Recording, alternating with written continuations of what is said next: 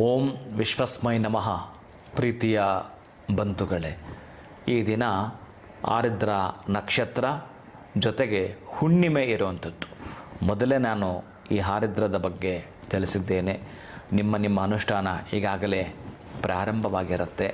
ಅಂತಹ ಮಾರ್ಗಶಿರ ಮಾಸದಲ್ಲಿ ಈ ಆರಿದ್ರ ನಕ್ಷತ್ರದಲ್ಲಿ ನಾವು ಶಿವನನ್ನು ಮೆಚ್ಚಿಸ್ತಕ್ಕಂತಹ ಒಂದಷ್ಟು ಪ್ರಯತ್ನಗಳನ್ನು ಮಾಡ್ತಿರ್ತೇವೆ.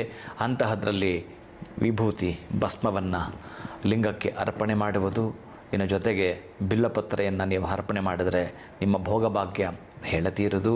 ಅಂತಹದ್ರಲ್ಲಿ ಈ ಹುಣ್ಣಿಮೆಯ ದಿನ ಓಂ ಶ್ರೀ ಚಂದ್ರಮೌಳೇಶ್ವರಾಯ ನಮಃ, ಓಂ ಶ್ರೀ ಚಂದ್ರಮೌಳೇಶ್ವರಾಯ ನಮಃ ಅನ್ನೋ ಮಂತ್ರವನ್ನು ಹೇಳಿಕೊಳ್ಳುತ್ತಾ ಈ ದಿವಸ ಸಾಧ್ಯವಾದರೆ ಮನೆಗೆ ಯಾವುದಾದ್ರೂ ಒಂದು ರೂಪದಲ್ಲಿ ಬೆಳ್ಳಿಯನ್ನು ಮನೆಗೆ ತರೋದನ್ನು ಮಾಡಿಕೊಳ್ಳಿ.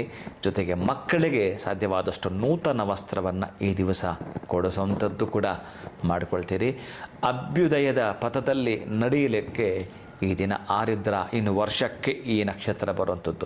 ಪ್ರತಿ ತಿಂಗಳು ಬರ್ತಕ್ಕಂಥದ್ದು ಇರುತ್ತೆ, ಅದು ಒಂದು ರೀತಿಯ ಫಲವಾದರೆ ಇವತ್ತು ಸುಬ್ರಹ್ಮಣ್ಯ ಸ್ವಾಮಿ ಅಂತ ಅವನಿಗೆ ಬಹಳ ಪ್ರೀತಿಯಲ್ಲ, ಅದರ 10ರಷ್ಟು ಪ್ರೀತಿ ಅಂತ ಶಿವಪುರಾಣದ ಉಲ್ಲೇಖ ಪ್ರೀತಿಯ ಬಂಧುಗಳೇ. ಅದಕ್ಕಾಗಿ ಈ ದಿವಸ ನೀವು ಎಷ್ಟು ಶಿವನನ್ನು ಸ್ಮರಣೆ ಮಾಡ್ತೀರೋ ಅಷ್ಟೊಂದು ಆನಂದ. ನಾನು ಈ ಮೊದಲೇ ತಿಳಿಸಿದ್ದೀನಿ, 100 ಶಿವರಾತ್ರಿಗಳಿಗೆ ಸಮ ಈ ಆರಿದ್ರ ನಕ್ಷತ್ರ ಮಾರ್ಗಶಿರ ಮಾಸದಲ್ಲಿ ನೀವೇನಾದರೂ ಪೂಜೆ ವ್ರತ ಕೈಗೊಂಡ್ರೆ.